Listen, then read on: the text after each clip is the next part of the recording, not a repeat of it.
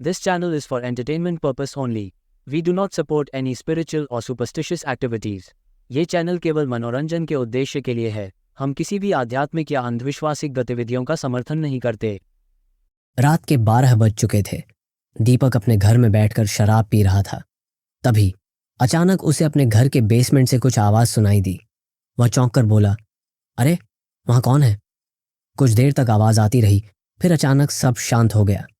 दीपक ने सोचा शायद उसने कुछ गलत सुना होगा। वह फिर से शराब पीने लगा। तभी उसकी नज़र दूर पड़े एक पर्दे पर पड़ी। पर्दे के पीछे एक सांवली दिखाई दे रही थी। दीपक ने अपनी आंखें मलीं और सोचा, क्या मैं इतना ज्यादा पी गया हूं कि मुझे अपनी ही 2 सांवलियां दिख रही हैं? वह उठा और धीरे धीरे उस सांवली की तरफ बढ़ने लगा। जैसे जैसे वह उसके पास जाता, सांवली उससे उतनी ही दूर होती जाती। दीपक ने गुस्से में कहा, अच्छा तू मुझे डरा रही है और दूर भाग रही है, लेकिन भागेगी क्यों? जहां मैं जाऊंगा वहां तू भी तो आएगी।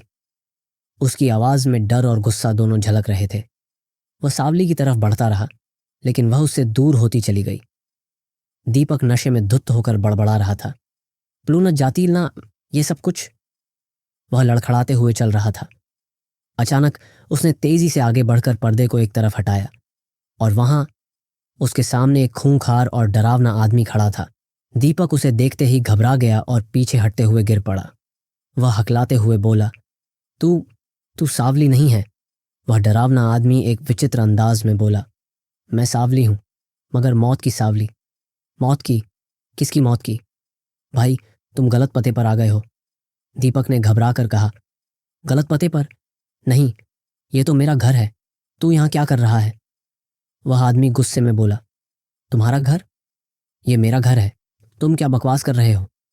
दीपक ने हड़बड़ाते हुए कहा, मैं बकवास नहीं कर रहा हूं, यह मेरा घर है। दीपक गुस्से और दुख के साथ बोलता है, सुधा, ये घर मेरे नाम पर है, मेरे ही नाम पर। तुम्हें याद नहीं है क्या? जरा सोचो। तुम्हारा दोस्त रंगा, तुम्हें याद है ना? हाँ, वही जिसे तुम भूल गए हो। उसे इस घर की लालच ने मार डाला। हाँ, मैंने उसे मार डाला। कैसे मारा? बताऊं? वह खूंखार आदमी जोर जोर से चिल्लाने लगता है, बता बता बता मुझे। रंगा को यह घर बहुत पसंद था। उसने इसे खरीदने की इच्छा जताई थी। मैंने उससे कई बार बात की, रंगा ये घर मुझे बहुत पसंद है, इसे मुझे बेच दो यार। तुम्हें पता है ना कि इस घर में तुम्हारी बहन और मैं पहली बार मिले थे। यहाँ मेरी कितनी यादें जुड़ी हैं। दीपक गहरी भावनाओं के साथ बोलता है, यह घर मेरी यादों से जुड़ा हुआ है, मैं इसे नहीं बेच सकता यार। इस घर के अलावा तुम जो चाहो मांग लो, लेकिन मुझे बस यही घर चाहिए। अरे यार, तू कैसा मेरा दोस्त है। ये सोच कि यह घर भी तेरा ही है। जब मन करे आ जाना। मुझे पता था कि तू यही कहेगा, इसीलिए आज मैं तेरे साथ यहाँ आया हूँ। वह आगे बताता है, मैंने पास में पड़ा एक लोहे का रोड उठाया और रंगा के सिर पर जोर से मारा। उसके सिर से खून बहने लगा।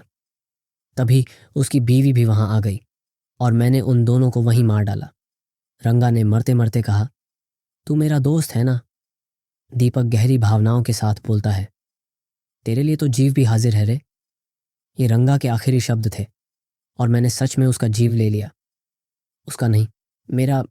मैं ही हूं रंगा। तू मेरा दोस्त है ना, तो मेरे लिए भी तेरा जीव हाजिर होना चाहिए, है ना? रंगा वहां से भागने की कोशिश करने लगा, लेकिन जहां भी वह भागता दीपक उसके सामने आ जाता। अचानक रंगा ने जोर से अपने हाथ में पकड़ी हुई रॉड दीपक के सिर पर मारी और दीपक की मौत हो गई। इस बीच प्रॉपर्टी एजेंट चंदू परेशान था क्योंकि उसे एक भी ग्राहक नहीं मिल रहा था। तभी भावना नाम की एक लड़की अपनी बेटी भूमि के साथ वहां आई और बोली, हमें एक घर किराए पर चाहिए। भावना ने चंदू से कहा, हमारा बजट बहुत कम है। तभी तो आप एकदम सही जगह पर आए हो। मैं कम किराए में आपको जो घर दूंगा वैसा घर आपको कोई दूसरा ब्रोकर दे ही नहीं पाएगा।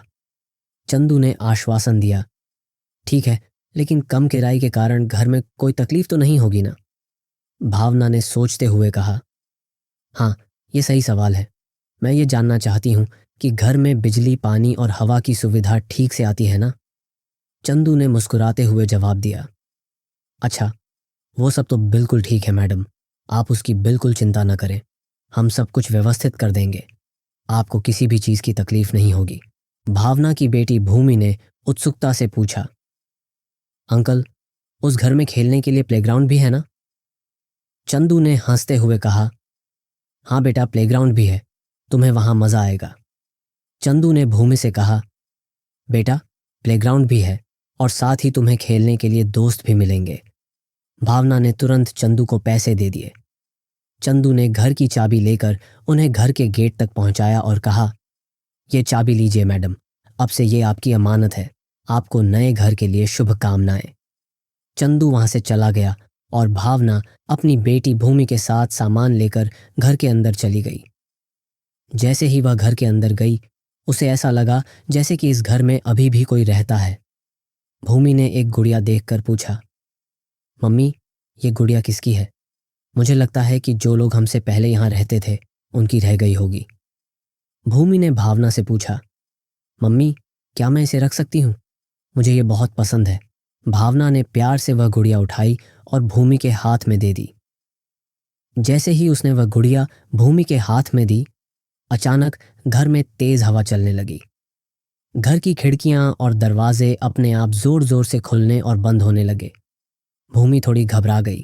भावना ने उसे सांत्वना देते हुए कहा, घबराओ नहीं बेटा, मुझे लगता है कि बाहर तेज हवा चल रही है, तू नीचे बैठ जा, मैं सारी खिड़कियां और दरवाजे बंद कर देती हूँ। भूमि सोफे पर बैठ गई और भावना खिड़कियां और दरवाजे बंद करने लगी। लेकिन जैसे ही वह दरवाजे और खिड़कियों को बंद करने लगी, भावना ने देखा कि पहली वाली खिड़की अचानक अपने आप खुल गई। उसने सोचा, अरे, मैंने तो इसे अभी बंद किया था, शायद मैं चटकनी लगाना भूल गई। भावना वापस उसी खिड़की के पास गई और उसे अच्छी तरह बंद करके चटकनी लगा दी। फिर वह दूसरी खिड़की के पास गई और उसे भी बंद करके कुंडी लगा दी। अब खिड़की खुलती तो नहीं थी, लेकिन ऐसा लग रहा था जैसे कोई उसे जोर से धकेल रहा हो। भावना ने सोचा, यह अचानक इतना तूफान, इस इलाके में तो पहले कभी ऐसा नहीं हुआ, क्या ये कोई संकेत तो नहीं दे रहा? भावना ने इसे नजरअंदाज करते हुए भूमि के पास आकर कहा, अब घबराने की जरूरत नहीं है। भावना ने भूमि से कहा, कुछ गरज नहीं है बेटा, अब सब कुछ ठीक है, तू यहीं बैठ, मैं तेरे लिए खाने के लिए कुछ लेकर आती हूँ। जैसे ही भावना किचन की तरफ जाने लगी, अचानक घर की घंटी बजी। वह दरवाजे की तरफ गई और जैसे ही उसने दरवाज़ा खोला तो सामने एक आदमी खड़ा था। कुछ दूरी पर उसकी साइकिल थी जिस पर दूध के कुछ कैन रखे हुए थे। उस आदमी ने एक विचित्र अंदाजे में कहा, चले जाओ इस घर से, रात होने वाली है। ये घर नहीं, भूतों की वसीयत है। भावना ने हैरानी से पूछा, ये क्या बोल रहे हो आप, सच कह रहे हो क्या? इस घर में जिसने भी रात बिताई उसने अगले दिन का सूरज नहीं देखा। मुझे आपकी बात समझ में नहीं आ रही। भावना ने उस आदमी की बात सुनकर कहा, बस इतना समझ लीजिए कि अगर आप इस घर में रहेंगे तो जिंदा नहीं बचेंगे। उसने एक विचित्र अंदाज में चेतावनी देने के बाद अपनी साइकिल उठाई और चुपचाप वहां से चला गया, क्योंकि अब रात हो चुकी थी। भावना भी घर के अंदर आ गई। भूमि ने पूछा, मम्मी, वो कौन था? भावना ने जवाब दिया, बस एक बूढ़ा दूध वाला था, वो बेकार में हमें डरा रहा था। वो कह रहा था कि अगर हम इस घर में रहेंगे तो। तभी अचानक दरवाज़ा अपने आप बंद हो गया। ये देखकर भावना घबरा गई। उसने पूछा, इस घर में कोई है? सामने से कोई जवाब नहीं आया, लेकिन घर के नीचे बेसमेंट से एक छोटे बच्चे के रोने की विचित्र आवाज़ आने लगी। भूमि ने डरते हुए कहा, मम्मी, ये क्या? भावना ने डरते हुए कहा, कौन रो रहा है? मुझे नहीं पता बेटा, मैं भी इस घर में पहली बार आई हूं। तभी अचानक घर की लाइट चालू बंद होने लगी और फिर एकदम बंद हो गई। अचानक भूमि ने जोर से चिल्लाया, मम्मी! भावना ने घबराकर पूछा, भूमि बेटा, तू कहाँ है? उसने देखा कि सोफे पर खून बिखरा हुआ है। भय से उसकी सांस अटक गई। वह भूमि को हर तरफ ढूंढने लगी। तभी उसे पर्दे के पीछे दो चमकती आंखें दिखाई दीं। भावना ने डरावने आवाज में पूछा, ये क्या कर रहे हो तुम? वह डरावना दिखने वाला आदमी अपने हाथों में भूमि की बेजान बॉडी पकड़े हुए था। उसने कहा, बेसमेंट में मेरी बेटी अकेली है। वो रो रही है क्योंकि उसके साथ खेलने वाला कोई नहीं है, इसीलिए मैं इसे लेकर जा रहा हूं। भावना ने घबराते हुए पूछा, तुम कौन हो? इस घर का असली मालिक, जिसके नाम पर यह घर है? वह भूत धीरे धीरे भावना की तरफ बढ़ने लगा और बोला, हाँ, मैं ही इस घर का मालिक हूं। मेरी बीवी को भी बात करने के लिए किसी की जरूरत है। क्या तुम उससे मिलना चाहोगी? भावना ने पीछे मुड़कर देखा तो वही भूत उसके सामने खड़ा था। वह डर कर पीछे हटने लगी। भूत ने आगे बढ़ते हुए कहा, मेरी बेटी और बीवी को लोगों से डर लगता है, इसीलिए वे बेसमेंट में छिपकर रहते हैं। चलो, मैं तुम्हें उनसे मिलवाता हूं। इतना कहकर उस भूत ने जमीन पर पड़े लोहे के रॉड को उठाया और भावना के सिर पर जोरदार वार कर दिया। भावना तड़पते हुए बोली, हमें मत मारो, बस बोलो, मैंने कह दिया ना। भूत ने गुस्से में कहा, मेरी बीवी और मेरी बेटी को लोगों से डर लगता है, क्या तुमने सुना नहीं? इतना कहकर उसने फिर से वही लोहे का रॉड उठाया और भावना को एक और जोरदार वार किया। भावना जमीन पर गिर पड़ी। तभी बेसमेंट से दो लड़कियों के खेलने और हंसने की आवाज आने लगी। साथ ही दो औरतों के आपस में बात करने की आवाज भी सुनाई देने लगी। इधर घर के बाहर दरवाजे पर ताला लगा हुआ था और चाबी नीचे जमीन पर पड़ी हुई थी। भावना जमीन पर गिरी हुई थी। उसका सिर चकरा रहा था। बेसमेंट से आ रही लड़कियों की हंसी और बातचीत की आवाजें उसे और भी डरा रही थीं। वह धीरे धीरे उठने की कोशिश करती है, लेकिन उसका शरीर जवाब नहीं दे रहा। तभी वह भूत फिर से उसके सामने आ खड़ा होता है। उसकी आंखों में एक अजीब सी चमक थी और उसकी आवाज गूंजती हुई सुनाई दी, ये घर, ये मेरी मृत्यु की वसीयत है। जो भी यहां आता है वो जीवित नहीं बचता। तुम भी नहीं बचोगी। भावना ने घबराते हुए पूछा, तुम कौन हो?